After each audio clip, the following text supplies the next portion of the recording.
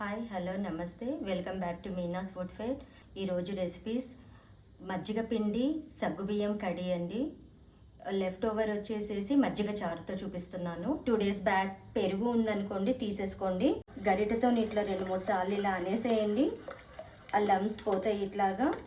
ఇప్పుడు ఇందులో తగినంత ఉప్పు, కాస్త పసుపు, ఆనియన్స్, పచ్చిమిర్చి అన్ని పచ్చివేనండి. ఇలా కలిపేసేసుకోండి. కొత్తిమీర వేసేసుకోండి. దీనికి తిరగమాత పెట్టేసుకోవటమే. ఇంతే అండి మజ్జిగ చారు. ఇప్పుడు ఇది మిగిలితే రెసిపీస్ ఎలా చేసుకోవాలో చూపిస్తాను. కాస్త పలుచగా చేసుకోవాలండి ఇది.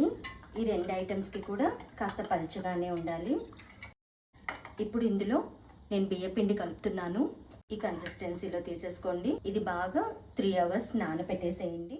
ఇంకొక రెసిపీ వచ్చేసి సగ్గుబియ్యం కడి అని చెప్పాను కదండి. దీనికి నేను ఒక 1/2 గ్లాస్ తీసుకుంటున్నాను. ఇది కూడా అంతే అండి, 3 hours దాకా నానాలి. నానిపోయిందండి. ఆయిల్ కాస్త హీట్ ఎక్కనివ్వండి. ఇప్పుడు ఇది బియ్యపిండి కలుపుకున్నాం కదా, దీన్ని ఇందులోకి వేసేస్తున్నాను. లో ఫ్లేమే పెట్టేసుకోండి. అడుగు అంటకుండగా దగ్గరుండి కలిపేసుకోండి. ఇదిగోండి, నాన్ స్టిక్ అయితే ఇట్లా బాండీకి నీట్గా వచ్చేస్తుంది అతుక్కోకుండా. ఇది మనకు అయ్యింది, ఉడికింది అని ఎలా తెలుసుకోవాలంటే అండి, మనం కాస్త చెయ్యిలా తడి చేసేసుకొని ఇలా చూడండి. మనకి చేతికి అతుక్కుంది అంటే ఇంకా అవ్వలేదని అర్థం. నీట్గా వచ్చేసిందంటే ఇంకా మనకు అయ్యింది అనేది ఈజీగా తెలిసిపోతుంది. తీసేసుకుందామండి, అయిపోయింది. ఇప్పుడు సెకండ్ రెసిపీ అండి, సగ్గుబియ్యం కడి.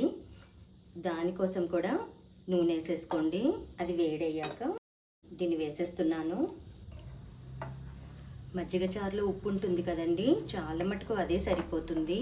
మీరు ఒకసారి టేస్ట్ చేయండి. సరిపోలేదనుకుంటే మళ్ళీ నానబెట్టేటప్పుడు అప్పుడు కూడా మీకు కుదరలేదనుకుంటే ఇలా వండేటప్పుడు మీరు వేసేసుకోండి. దీనికి మీడియం ఫ్లేమ్ పెట్టుకోవచ్చు మీరు. ఇదిగోండి, సైడ్స్కి ఆయిల్ వదిలేస్తూ ఉంది. సో ఇది అయినట్టు లెక్క. ఇప్పుడు లాస్ట్లో మనం దీనికి వేరుశనగ పొడి అండి. మీ దగ్గర ఇట్లా మసాలా అంతా చేసి పెట్టుకున్నదైతే సరే, లేదు అంటే మీరు వేరుశనగ పప్పు కాస్త వేయించేసేసుకొని తొక్కు తీసేసేసి గ్రైండ్ చేసుకొని ఆ పొడి కూడా వేసుకోండి. ఇది టేస్ట్ ఉంటుంది, మీకు కాస్త ఆ వాటర్ అదంతా కూడా కాస్త పీల్చుకుంటుంది. అంతే అండి. ఇంకా దీన్ని కూడా ఆపేసేసి బౌల్కి తీసేసుకుందాము. Please like, share and subscribe for more of my mom's amazing recipes and stories. Bye.